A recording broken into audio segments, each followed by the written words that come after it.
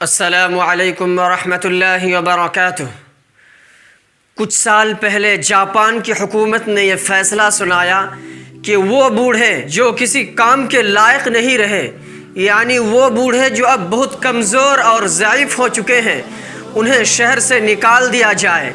شہر کی بھیڑ کو ختم کیا جائے اور شہر میں صرف اور صرف نوجوانوں کو جگہ دی جائے، اور وہ بوڑھے جو ناکارہ ہو گئے ہیں، جو کسی کام کے نہیں بچے ہیں، ان کو دیہاتوں میں بھیج دیا جائے، کیونکہ یہ ہماری نظر میں کسی کام کے لائق نہیں،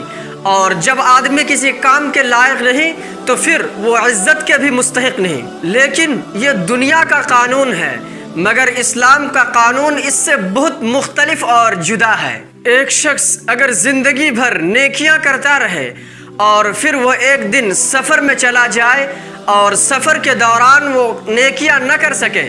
مثلا جب کوئی شخص گھر میں رہتا ہے تو تہجد کا اہتمام کرتا ہے، تلاوت کا اہتمام کرتا ہے، تسبیح کا اہتمام کرتا ہے، اور وہ فرائض کے ساتھ ساتھ سنتوں کا بھی اہتمام کرتا ہے، لیکن جب وہ سفر میں چلا گیا تو تہجد بھی باقی نہ رہا،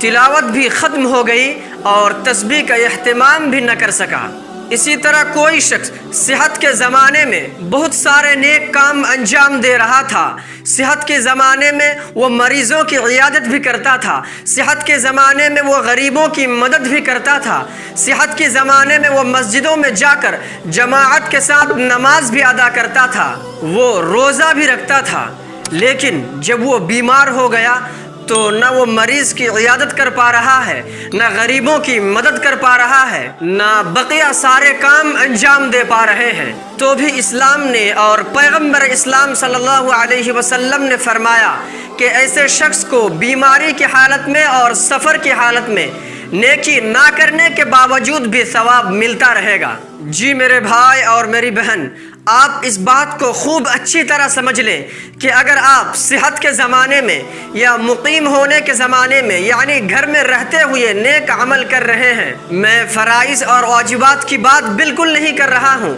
کیونکہ فرائض اور واجبات تو وہ چیزیں ہیں جن کا ادا کرنا سفر کے حالت میں بھی اور بیماری کی حالت میں بھی ضروری ہے۔ میں بات کر رہا ہوں نفل کی، میں بات کر رہا ہوں ان عبادتوں کی جن کو نہ کرنے سے کوئی گناہ نہیں ہوتا، مثلا مریضوں کی عیادت کرنا، کسی کو دعوت کرنا، غریبوں کی مدد کرنا۔ میں بات کر رہا ہوں ان عبادتوں کی کہ اگر آپ صحت کے زمانے میں اور گھر میں مقیم ہونے کے زمانے میں یہ سب کام بہت اچھی طرح انجام دے رہے ہیں، لیکن آپ اچانک بیمار پڑ گئے یا آپ کی عمر بہت زیادہ ہو گئی تو آپ بہت زیادہ نفل عبادتیں نہیں کر پا رہے ہیں، یا آپ سفر میں چلے گئے پھر آپ بہت زیادہ نیکیوں کے کام انجام نہیں دے پا رہے ہیں، تو آپ گھبرائیے مت،